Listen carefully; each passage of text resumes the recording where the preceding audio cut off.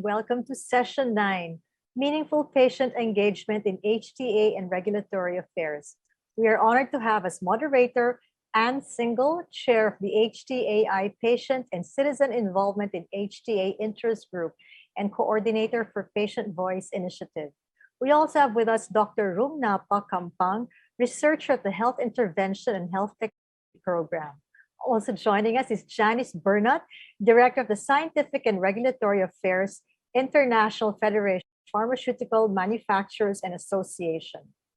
Also, last but not the least, is Chris Muñoz, Advisor to the Yellow Warrior Society Philippines and member as well of PAPO. You can find their full biographies on the official 3rd Asia Pacific Patients Congress website. Before we get started, don't forget to use the Q&A tab in the auditorium for questions you may have for the speakers.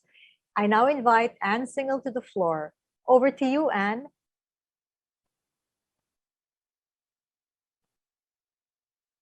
Thank you. I join you today from Brisbane, Australia. It's the land of the Yagara and the Turrbal, and so I want to pay my respects to the traditional custodians of this land and to their elders, past, present, and emerging, and also to pay my respects to the First Nations people across the Asia Pacific.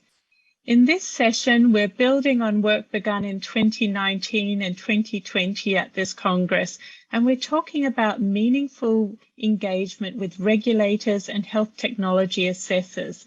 And if these terms are new to you, don't be discouraged. And if you think that work is just for scientists and doctors, then please stay online, because regulation and health technology assessment do rely on science and health professionals, but good regulation and good health technology assessment need patients and their representatives. Regulation varies across our region, but it serves the same role. Regulators ask 2 questions. Is the health product safe? Is it efficacious? Does it do something? And if they have sufficient evidence to answer these questions positively, the health product can be sold where you live. And health technology assessors have their own questions. Basically, is this health product good value for money? Do the benefits warrant the cost? That is it clinically and cost effective? And if the evidence suggests it is, they will reimburse or subsidize the treatment where you live. Regulators and health technology assessment agencies rely on good quality clinical trial data and for reimbursement economic data and models. And this can make them quite confident of the answers to these questions. The problem is that sometimes what is measured in clinical trials is not what matters most to patients, or the assumptions health researchers make about patients' lives and what they want in terms of quality of life are not true for all patients or perhaps many patients. So patients and their representatives have not only different knowledge that is needed to answer questions, like is a medicine safe or good value for money, they can also have different perspectives of value. This might mean when assessing a health product, they see a bigger benefit in an outcome that is considered small by research scientists, or it might mean they actually ask different questions when assessing health products. And those different questions might need different evidence and results in different answers. And so in my role as chair of the HTAi Patient and Citizen Involvement Group in HTA, when we're a group of 300 people from 43 countries with a wide variety of experience, including lived experience, I see a real drive to ensure that patients are not only benefit from good regulation and health technology assessment, but that patient perspectives inform those decisions. And increasingly, we're working to do this in a much more joined up way, so that patients inform the entire life cycle of medicines and other health products. And now the challenge has grown to ensure patients are not just involved at each stage, but that the patient knowledge is passed along the life cycle from one stage to the next. Much of this is happening in Europe, but we see real movement here in the Asia Pacific with places like Taiwan, Korea, Australia, and Singapore with well-established work in patient involvement. But it's critical that we in the Asia Pacific are part of the global patient voice in regulation and health technology assessment. So I'm delighted to be here to moderate this panel this afternoon. And can I have Dr. Roongnapa on screen now to begin?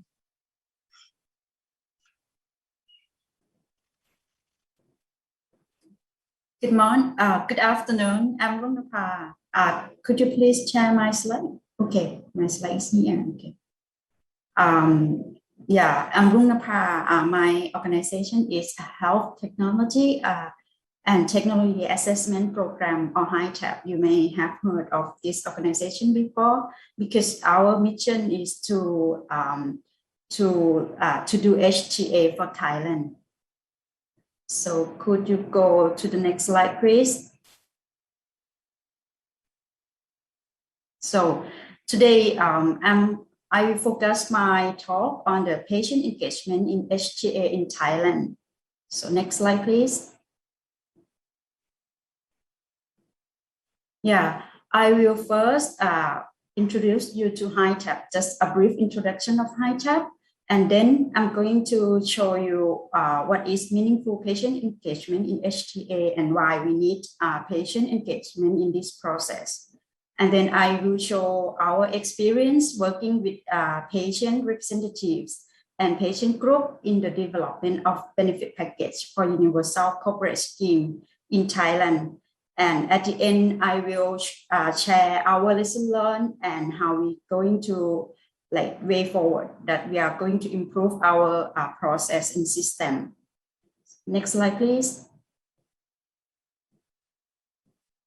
Yeah, let me first introduce you to HTAP. HTAP stands for Health Intervention and Technology Assessment Program.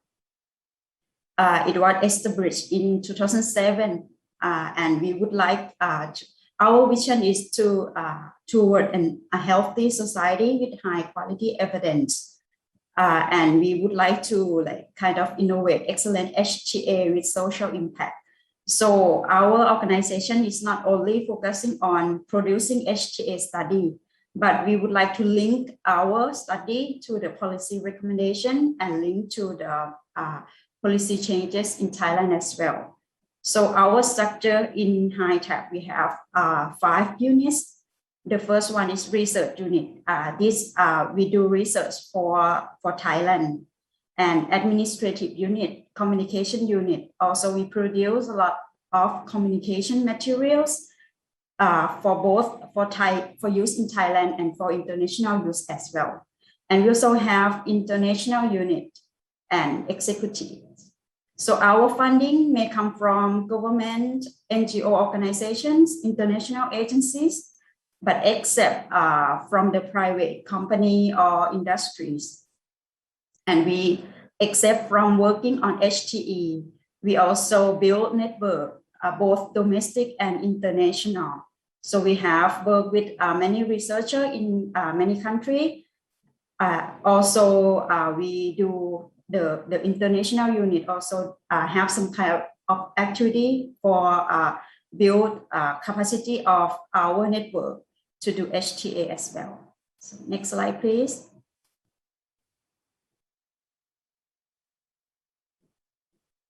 So let me first tell you about health technology assessment. So HTA this is the definition that we work with HTA in Thailand. So we have kind of 4 components of HTA, consists of clinical aspect, economic aspect, organizational aspect, and also patient-related aspect. As you may see that HTA quite broad in our study in Thailand. So we do from health economic until the feasibility of some kind of intervention, also social impact. And we also consider ethical issue, acceptability, and psychological reaction as well. Next slide, please. So what patient engagement in HTA and why we need it? So when we're talking about patient engagement, from our understanding, we think that it's just active and meaningful involvement of patients. So we would encourage people to be more engaged and be more active in HTA process, rather than just include them in study as a study participant only. So we would like to involve them as partner in the decision-making phases as well by developing, conducting, and evaluating our research.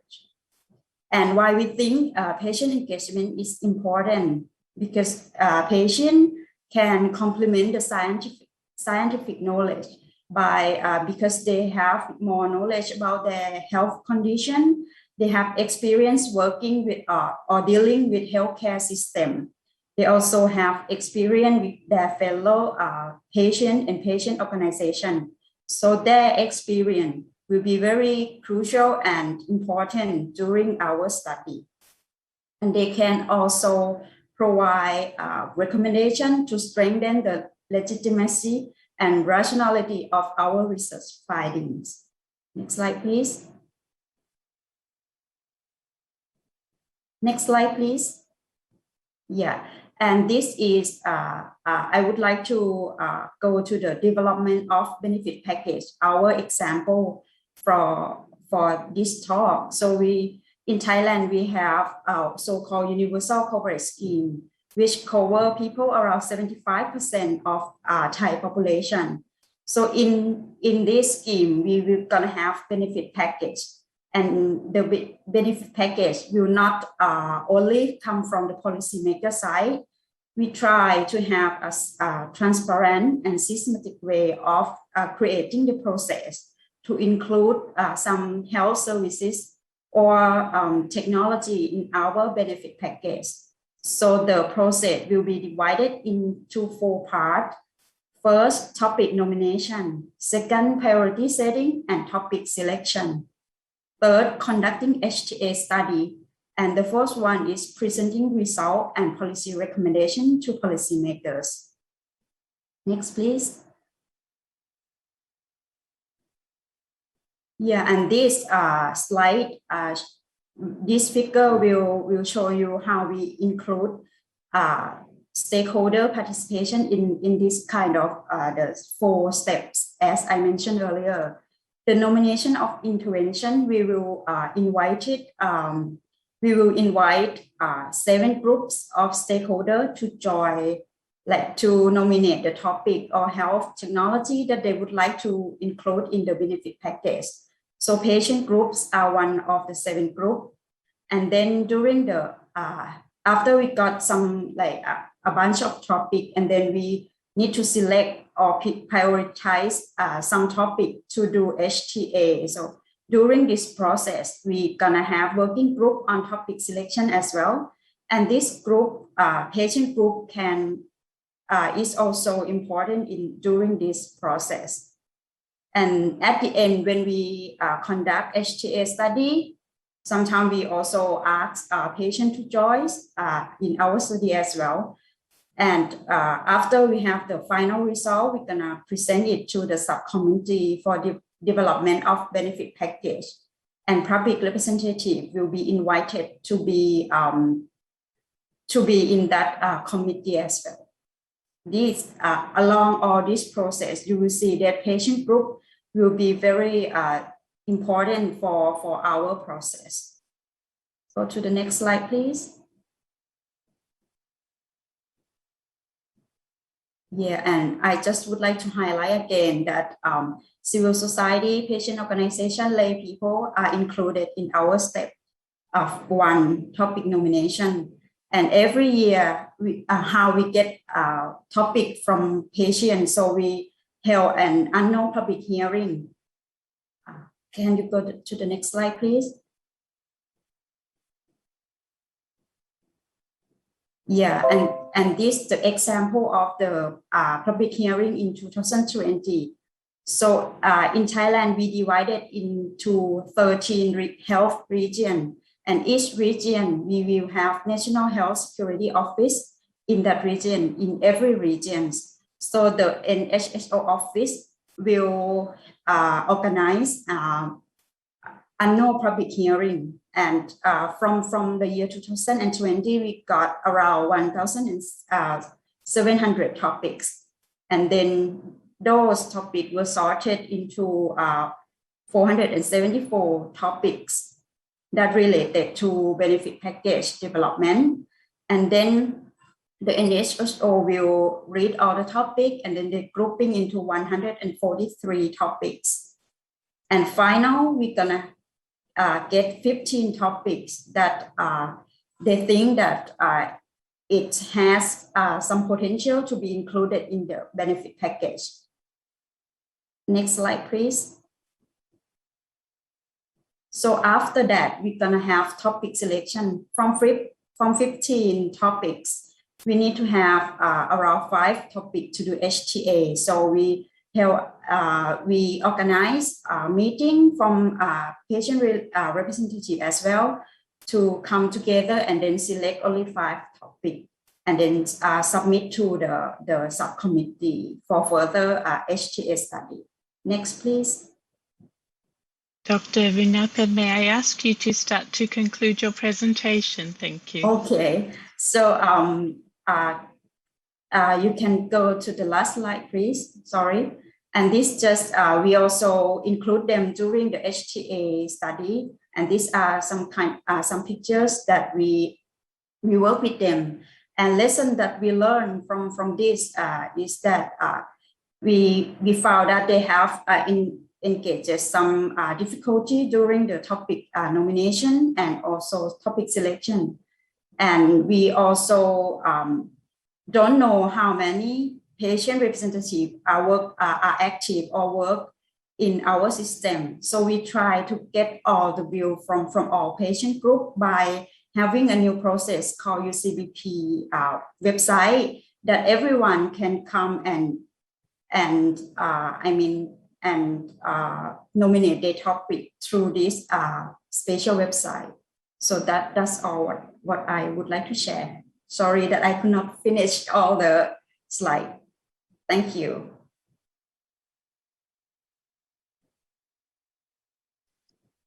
Thank you so much. And I'm sorry to cut you off in such an interesting presentation. And I hope we will come back with plenty of questions. I'm sure we have. May I have Janis Bernat on the screen now, please? Hi, thank you, Anne. Greatly appreciated. And I'm happy to the organizers for allowing me to join you today. May I have the next slide, please? I would like to talk a little bit about regulatory reliance, as was mentioned earlier. And from our perspective, and I do represent the international pharmaceutical industry, regulatory reliance represents not only an opportunity for stakeholder engagement like governments and industries such as ours, but also I think we see it as an opportunity for patient engagement. Next slide, please. So I'd like to talk a little bit about what is regulatory reliance. So this is a concept being supported by the World Health Organization, and they've adopted the following definition that you can see on this slide. But really what it is an opportunity for a national regulatory authority to take into consideration the decision, the assessment of another regulatory authority as they bring a medical product into their country. Next slide, please.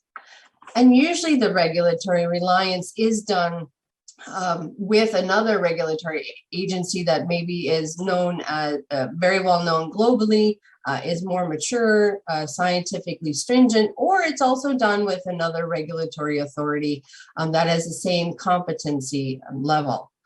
And the importance of regulatory reliance, we see it as an opportunity for all NRAs, whether they're more mature, less mature, regardless of where they are in the NRA spectrum, as an opportunity to accelerate progress and access to the sustainable development goals and access to medical health technologies.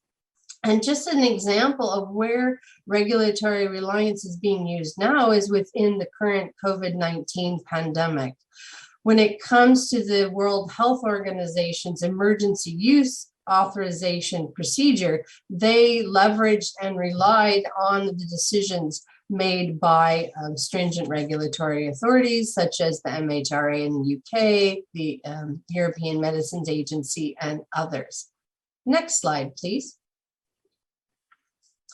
So here I think it's really important to look at the various principles that form the foundation for regulatory reliance. And you can see them on the screen. And I think there's a couple of them that are very important in the sense that sovereignty is key. And here it's really about the national regulatory authority that wants to implement reliance has the opportunity to decide how, when, and where they use it.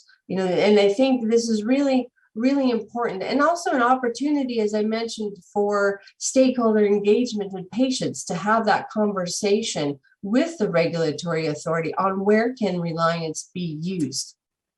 One of the things that we do see that in some cases, some of the countries that maybe want to include regulatory reliance in their decision making is that the national legislation maybe does not allow for this. So we have seen some cases where there's been empowerment and change of the national legislation to allow for regulatory reliance. Next slide, please. And just to give you an overview, and I know this is quite a full slide, but we just wanted to show and highlight some of the medical products that regulatory reliance can be applied to. So it can be applied to medicines, vaccines, diagnostics, medical devices, but it can also be for products that are maybe on patent, off patent. So the sky is the limit really when it comes to the medical products that are evaluated. But I think what's most important, again, as we mentioned earlier, it's regulatory reliance is really about where should the regulatory reliance be implemented that makes sense for the national context. Where does it make sense for the national regulatory authority to use it, and for what products? And what products really make up the public health need and priority of the country. And on the right-hand side of the slide, you can see some examples of regulatory reliance that's used for some of the different medical products. Next slide, please. Regulatory reliance, while it can be used for various different medical products and medical technologies that we just discussed, it can also be utilized throughout what we call the life cycle of the medical technology, whether that is the initial regulatory inspection for the manufacturing facility, whether there's reliance at registration and the marketing authorization process, all the way through to what we call post-approval changes, is when there are changes following the approval of a medicine, whether there's safety, labeling changes, etc. So we really encourage ourselves and others to take a really holistic overview of regulatory reliance. But there are a couple of areas where regulatory reliance are really not undertaken, and they're kind of in the footnote at the bottom of the slide, but I'll explain them to you. And these are activities related to the country itself, in the sense when it comes to national adverse event monitoring, national labeling, and product information activities, and approval of locally manufactured products. But what regulatory reliance can do, in the fact that it can help with streamlining, reduction of redundant activities, etc., is it can free up some resources so then the country can focus on those national level activities. Next slide, please. And this next slide is really kind of showing you the spectrum of collaboration and reliance that can happen. So on the far left, we have, the independent regulatory authority that's working on its own. And on the far right, we have terms which you may have heard of, such as like mutual recognition. And in between, we have this space for reliance. And what we've really noticed is that regulatory reliance really encourages regulators to work together, because a relationship has to be developed so you can trust the information you're being given as a regulator, etc. And it also allows for broader participation in regulatory reliance initiatives, increased efficiency of the national regulatory agency, as we mentioned. But over time, as these national regulatory authorities work together, we're noticing more and more regulatory convergence and harmonization of guidelines, because they become aligned in their thinking and their processes as they work together. So this is one of the ways that we really see regulatory reliance contributing. And in a recent biannual meeting of the International Conference of Drug Regulatory Authorities, regulatory reliance is really one of the key recommendations that they put forward. So this is something that we all can get behind, as we mentioned, is for stakeholder engagement, and really do think it's an opportunity for patient involvement. Next slide, please.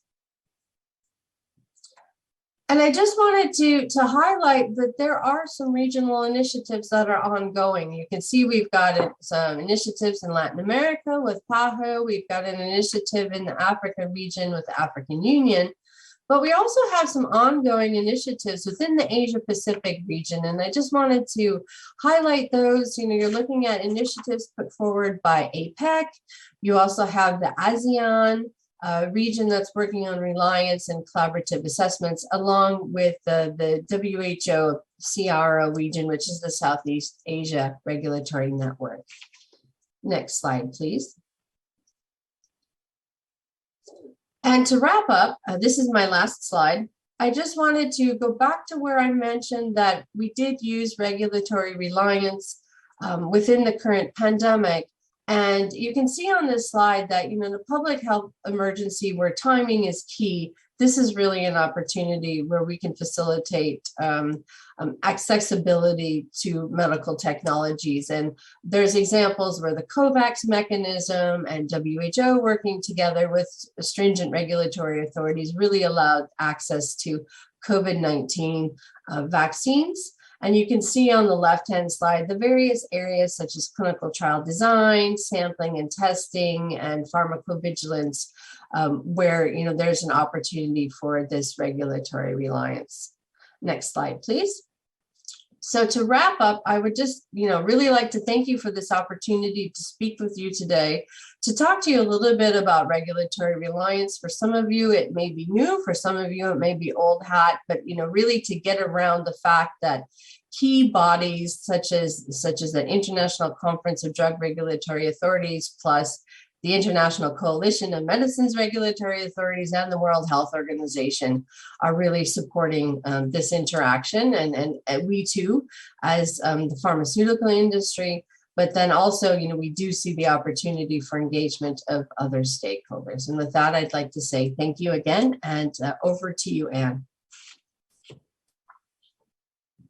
Thank you, Janis. And that was just a fascinating insight into that world. And it's really been a very exciting time with developments in Africa and so forth. And I hope some of that will come out in our discussion. And now, can I have our third speaker on camera, Chris Muñoz?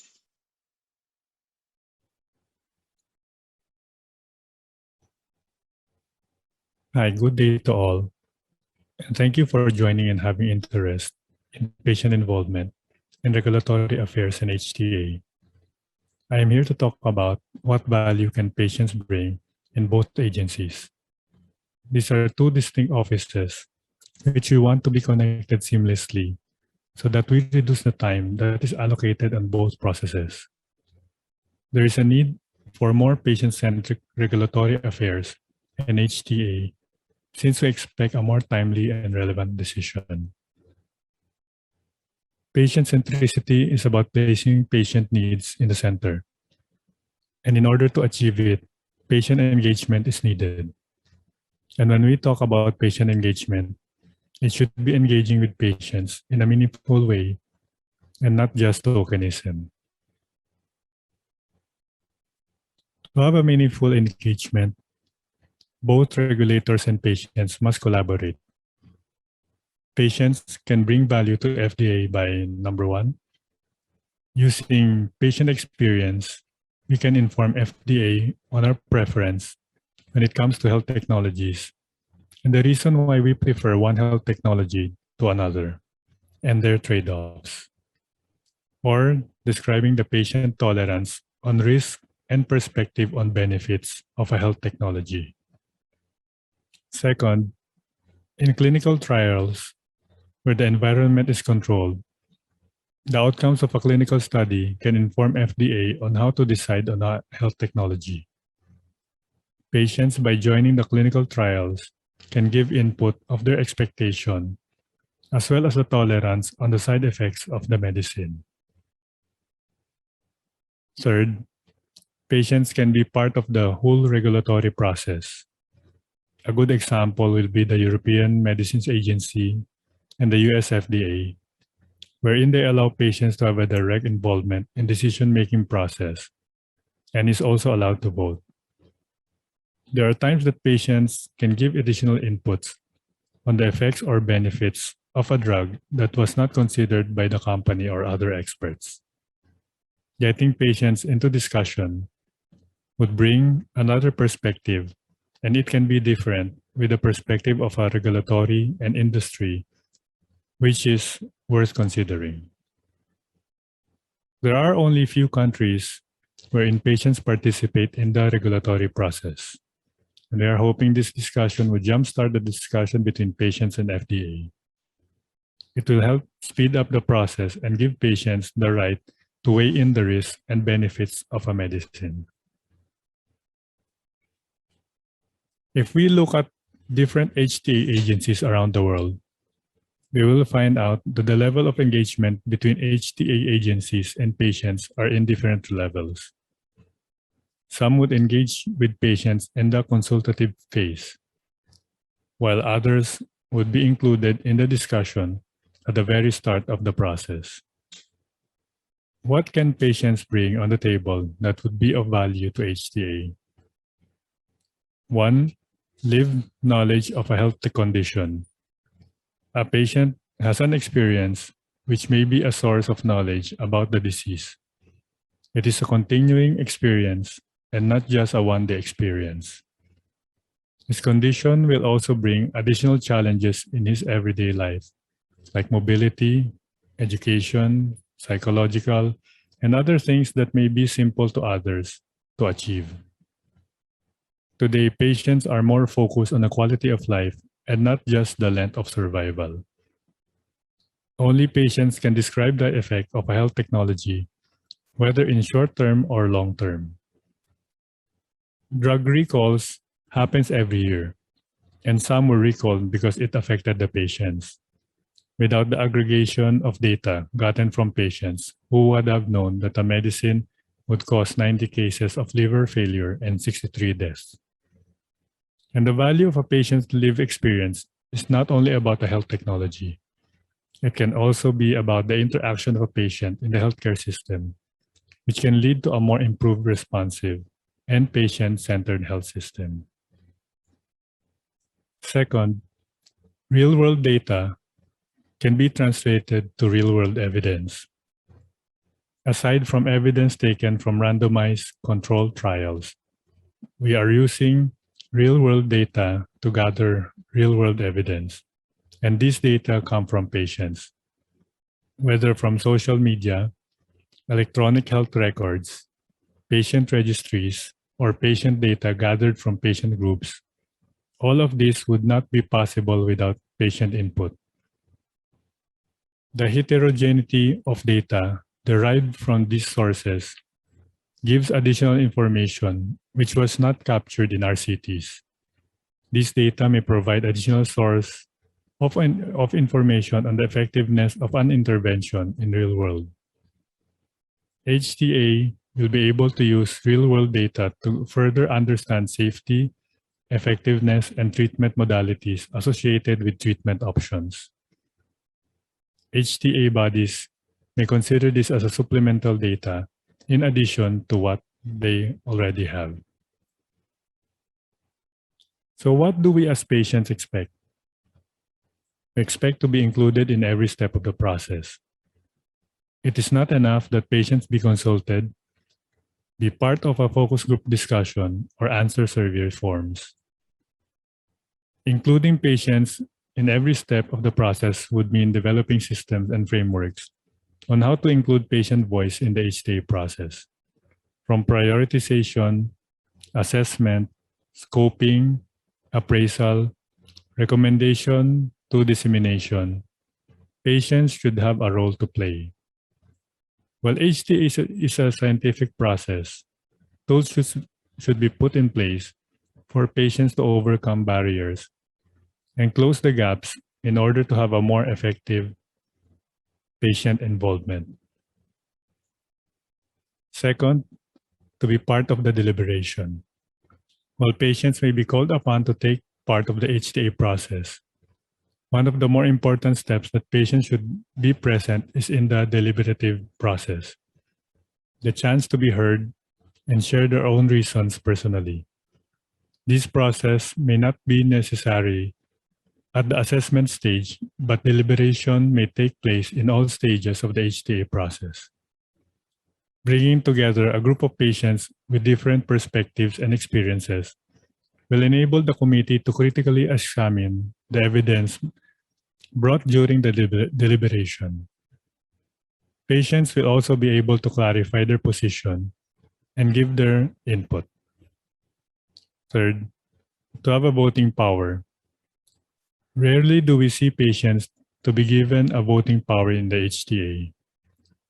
While being part of the deliberation, a vote will give another chance for a patient representative to express his approval or dissent of a health technology. So what can be done? 1. Develop and train patient experts. While patients might be well versed in their disease, medical jargons and different processes are some of the things that are new to patients. And to be able to empower patients to speak and join the discussion would take time. Training patient experts would hasten and help develop their knowledge and understanding on how to interact with policymakers, researchers, healthcare professionals, and other government agencies as well. Second, establish a division for patient exchange and compensation. One of the challenges I saw was to search for patients willing to join the roundtable discussions, consultations, or to represent their specific disease for HTA purposes. Creating an independent division that would create a platform or avenue for patients to find support or discuss matters within themselves will encourage patients to join the groups. We also know that patients are mostly volunteers.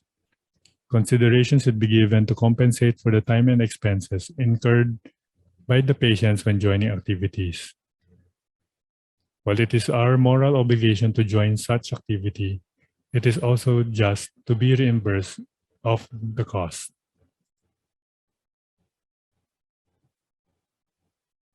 Third is to establish online website for individuals or patient groups to submit their opinion on health technologies or public feedback system.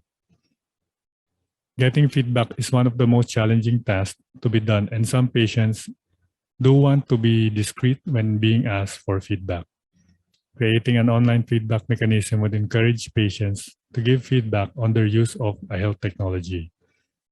It will also be one of the avenues to get real-world evidence after market access. Lastly, ensure that the patient HTA process captures the voice of the patients. As Brian O'Rourke, former chair of the International Network of Agencies for Health Technology Assessment, noted, and I quote, "If you are not involving patients, you are not doing HTA. It's that simple," I quote. We must ensure that patient involvement is not intimidating, but welcomes the patient and makes the HTA journey meaningful. In the end, we aspire that our HTA will be relevant, timely, fair, equitable, and legitimate. After all, it is the patient who will be using the health technology. Currently in the Philippines, there is no patient engagement when we talk about FDA. Not sure if there will be any in the future, but it would be something that our FDA should think about. As for HTA, each participant, depending on which category they fall, has its own kind of engagement. One may be a participant as a consultee, proponent, appellant, or participant. Our HTA is only on the second year, and I believe that changes will still come as long as there is open discussion between HTAC and patients group. The major upside or downside of the process is that the Secretary of Health still has the final say whether to allow the health technology or to veto it. It really depends if we have a health minister who prioritizes budget, political agenda, or cost effectiveness and places social or ethical issues in the end. What we want is a decision that ensures all factors are considered because we believe that no one should be left behind. My last slide, our hope is to have a synergy between regulatory agencies and HTA bodies. Harmonization and alignment of requirements that can be accessed by both agencies and allowing parallel submission of requirements will make the process more efficient. Alignment of evidentiary requirements and sharing of research data can be done since they both require safety and clinical outcomes. Improved communication and coordination between two agencies could contribute to timely access to effective and affordable treatment by the patient. In one study that was funded by HTAi, the goal to have interaction between two agencies is to speed up patient access to valuable products. Two is to remove unnecessary barriers to successful development and appropriate market access for innovative products. Third, to give manufacturers greater clarity about what evidence is required, by which bodies, and when. Fourth, to improve alignment of the timing and logistics of process where appropriate. Fifth, to align methodological guidance and data requirements for establishing safety, efficacy, effectiveness, and relative efficacy and effectiveness in so far as necessary and possible, and to be clear why requirements differ when they do. Fifth, to give patients and the public better understanding of the reasons for decisions by regulators and coverage bodies, especially when they differ. These two agencies should embrace the importance of patient engagement, patient preference, societal perspectives, patient experience that will lead to a more transparent, efficient, timely, relevant, legitimate, fair, and equitable decision-making of both agencies.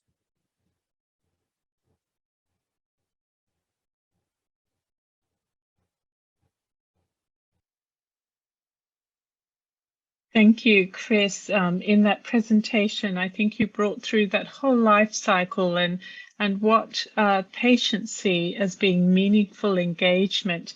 And I know we're tight for time, but I've got lots of questions, so I'm going to jump straight into them. My first question, Janis, I think I'll put to you is, we see initiatives like the Innovative Licensing and Access Pathway initiative that's happening in the UK that's bringing regulation and HTA a little bit closer and hopefully accelerating access to innovative treatments. How closely should HTA bodies and national regulatory agencies work, and can this fast track patient access? Thank you. You know, I think I have to say that I'm focused mainly on regulatory reliance. So my expertise with HTA is very, very limited.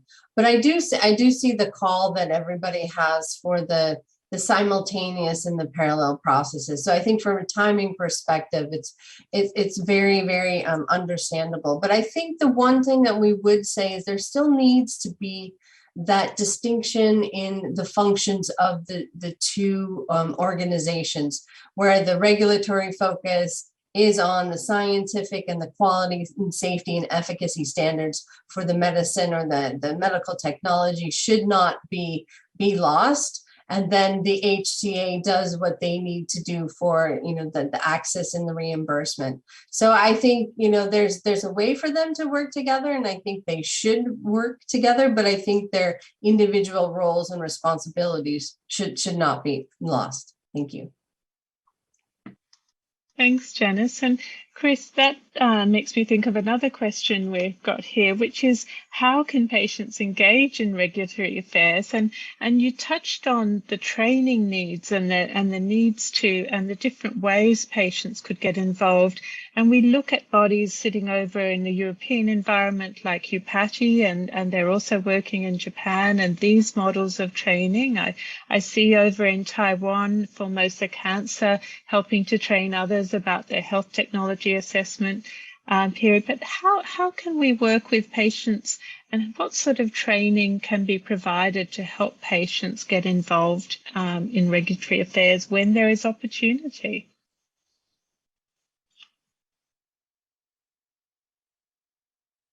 Sorry. Actually, in our country, we haven't had a chance to work with the FDA when it comes to patient engagement. But one of my thoughts is the challenge is that patients cannot really be at par with the scientific, those who have studied health. So I think that there must be a way that patients should be taught in a manner that is can reachable or easily for patients to understand. No, patients cannot be, can be experts on their own disease, but at the same time should be able to understand how the health system works and other technicalities. We may not be at par with those in the regulatory bodies, but at least when we sit on the table, we understand where they're coming from, and we will be able to respond more on their needs. Back to you. I see. Yes, I see your point there, because we often get quite caught in training people all about how regulation works or how health technology assessment works. And yet if we think to that word transparency that's been running through our Congress, we can see that perhaps if people can see what's going on, patients can see what it is they know that the agency or the regulator does not know, and see their space within it, perhaps. Dr. Roongnapa, I wanted to ask you so many questions, but I will focus on one question. Thailand has really been going at patient involvement for a while now and really developing processes. What have the challenges been, and what sort of improvements are you wanting to make? I think from our experience, one challenge that we face is related to what patient background and their knowledge for HTA as well as for the training need. We found that when we ask them to nominate questions or topic or health technology, they face difficulty in terms of providing more detail about that intervention. And sometimes we can, because we organize kind of public hearings, sometimes we don't have time to go back and ask the person who nominated the topics. That's one problem. And we try to solve by having our working group, researcher from HTAi joining the public hearing in every regions, so that we understand what they are talking about and what they would like to have. And sometimes when you do HTA, if you don't have a clear or specific detail about intervention, it's very difficult to move forward with this information. So we think this very crucial to have information about this. And we also develop a website that everyone kind of at the end of the Chris presentation, our online website, to ask them to fill in the information related to intervention that they would like to be included in our package. And also we ask them if they have problem, they can also raise in that website as well. But this website just launched this year, so we will see how it works and how we could improve further. Thank you. Over to you. Thank you. And that makes me think of this area too, where we want so much sometimes to learn from patients, and we know that patients know what we don't know, and realize that there's information they can add. And yet patients aren't sitting there on a full-time salary ready to come and join all our different groups, and they're busy living their lives or caring for their health. And so how do we find patients to be involved, and how can we support that? Chris, maybe that question's first for you, and then perhaps we can ask around the panel. Well, I think, rarely in our country, rarely do we receive compensation when we're asked to do something, because I think it's the thought was there might be a conflict, right? So, but I don't think compensating patients should be regarded as conflict, as long as you identify what are you compensating for. Are you compensating for, let's say, if it's a whole day affair, are you compensating for the lunch, or are you compensating for the transportation? Maybe that's one of the things that they should consider. We're not asking for any extra or additional compensation, but just compensation only. Back to you. And Dr. Roongnapa, how do you select patients for involvement? To join our, actually for the formal process, we're gonna have like 7 groups, and we need to have a representative from patient group. Actually, this patient group will have a term of working, 3 years term, and then they will, but we encourage them to work together and select their representative, and then submit, nominate the representative to HTAP. And then they will work at 3 years, and another 3 years, we're gonna have a new members. So I think we try to have variation of patient group, as there will be like AIDS, cancer, kidneys patient group, many groups, but we try to compensate their their representativeness. Thank you. Thank you. And Janis, may I squeeze in one last question here? Regulation is changing quickly, and we've talked a little bit today about a greater integration with HTA, and also at life cycles. We see people like FDA looking at patient perspective studies, but it's so different across the Asia Pacific. Some of our regulators have mutual agreements and with other regulators, but for patients and patient groups who are, often urgently waiting to access treatments, where can they focus their efforts? Where is their time well spent in informing the space of regulation? I know that will be different from country to country, but if you had a patient group in front of you and they said, we want to change how things happen in our country, would you give them particular advice?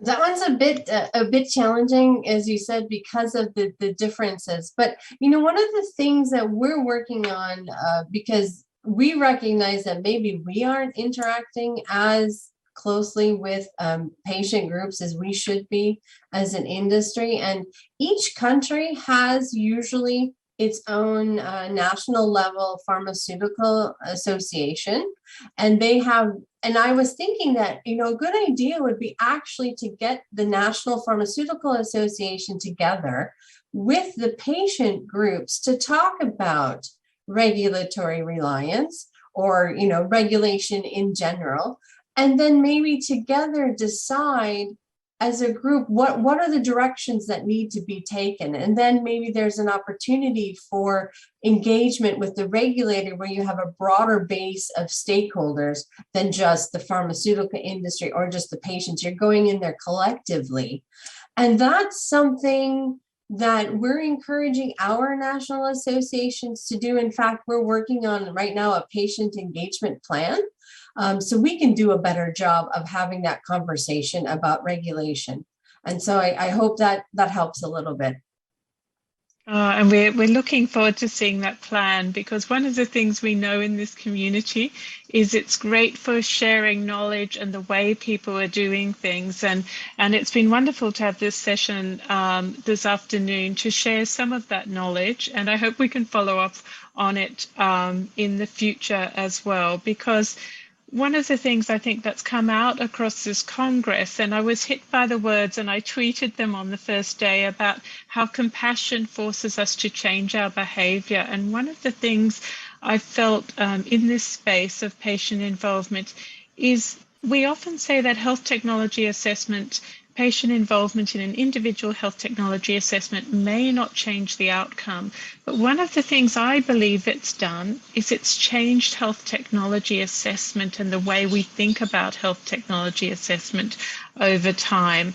And that's that compassion, that putting ourselves in each other's shoes as well, where we change what we do in response to it. So it's been wonderful to see this afternoon also what Thailand and how it's been changing and evolving with its patient involvement. And so with that, I will hand back to our hosts.